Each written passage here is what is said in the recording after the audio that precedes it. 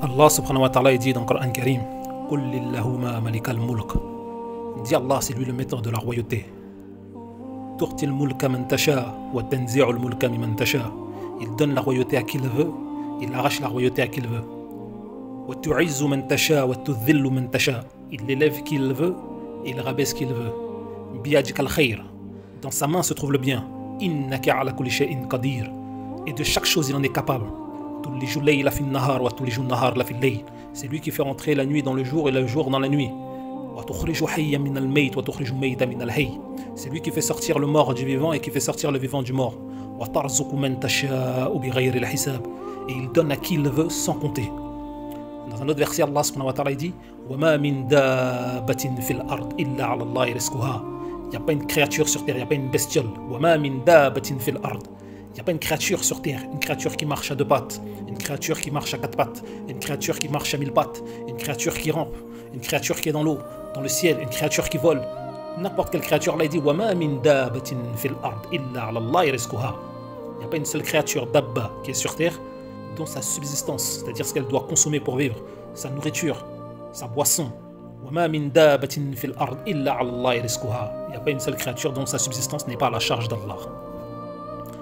Et pour expliciter ce verset, un jour Moussa alayhi salam, c'est un prophète messager. Et parmi tous les prophètes, il fait partie des seuls prophètes qui recevaient la révélation directement. C'est-à-dire qu'il n'y avait pas l'intervention de l'ange Jibril alayhi salam. C'est-à-dire Moussa alayhi salam, il parlait avec Allah directement. Un jour Moussa alayhi salam, en parlant avec Allah subhanahu wa ta'ala, Moussa alayhi salam, il a demandé plutôt, il a dit Ya Rabb, il a dit oh toi mon Seigneur, il a dit si tes créatures décident de te désobéir, toutes les créatures que tu as créées, Allah, si toutes les créatures que tu as créées décident de te désobéir, c'est-à-dire les créatures connues telles que les anges, les hommes, les djinns, les animaux, les astres, le soleil, la lune, etc. etc. Ya Allah, qu'est-ce que tu vas faire? Quelle sera ta réaction?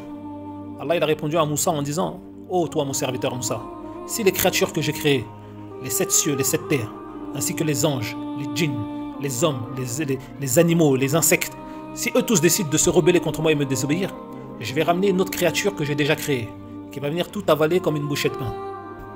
Subhanallah. Je vais ramener une créature que j'ai déjà créée. Écoutez bien. Allah il dit, je vais ramener une créature que j'ai déjà créée. C'est-à-dire cette créature est déjà existante. Elle va venir avaler les 7 cieux, les 7 terres, les anges, les djinns, les êtres humains, les animaux, la terre et tout ce qui va avec. Toutes les créatures vivantes elles vont être avalées d'une seule bouchée de pain. Et Moussa alayhi salam, il a dit Subhanallah Rabbil A'la, louange Allah le très élevé. Il a dit Ya Allah, il a dit mais c'est cette créature aussi.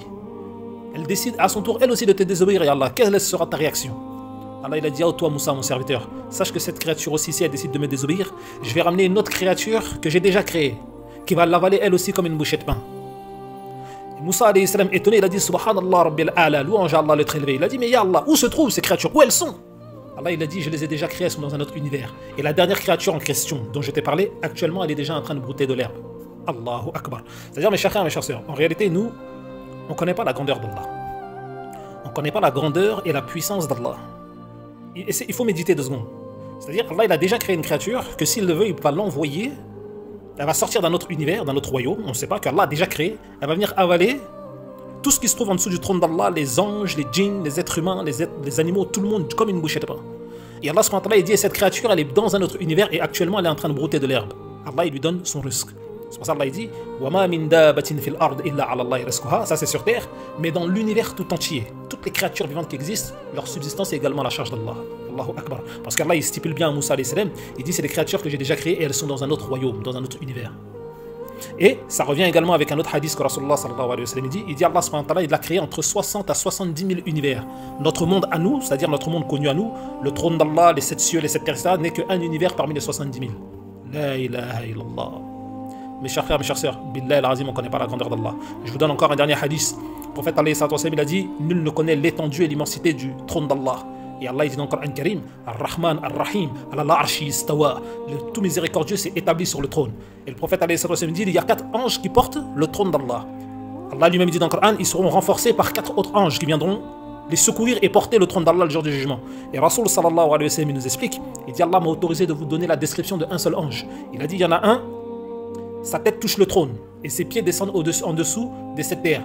cet ange-là, il est tellement grand que cet ange-là, il a dit dans le sens du hadith, il a dit cet ange-là, il est tellement grand qu'il peut saisir la terre tout entière comme une poignée.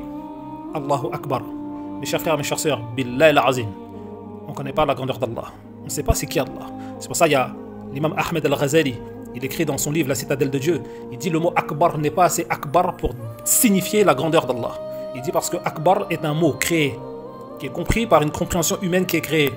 C'est-à-dire le mot Akbar qui signifie que Allah est grand, la signification du mot Akbar n'est pas assez grande pour définir la manière dont Allah il est réellement Akbar. Il dit Allah est plus Akbar que la signification du mot Akbar. Je ne sais pas si vous avez compris. Bon bref, tout ça pour dire qu'en réalité mes chers frères, mes chères sœurs, Billahi, on ne connaît pas la grandeur d'Allah. Et même si on s'efforce de méditer et d'imaginer la grandeur d'Allah, on ne pourra jamais connaître la grandeur d'Allah. C'est pour ça qu'il dit, je finis avec ça, il dit si tous les océans de la terre étaient de l'encre, et si tous les arbres étaient des plumes, les paroles de votre Seigneur ne cesseront jamais. J'ai cherché le tafsir dans Ibn al-Kathir et il explique.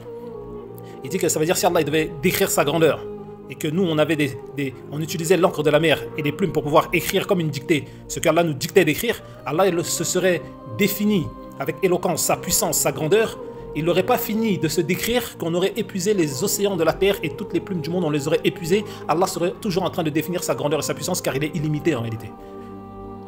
La ilaha illallah. Mes chers frères, mes chères sœurs, il faut craindre Allah. Si vous avez entendu du bien, ça vient d'Allah. Si vous avez entendu du mal, ça vient de mon shaitan. Barakallahu fik. Salamu alaikum.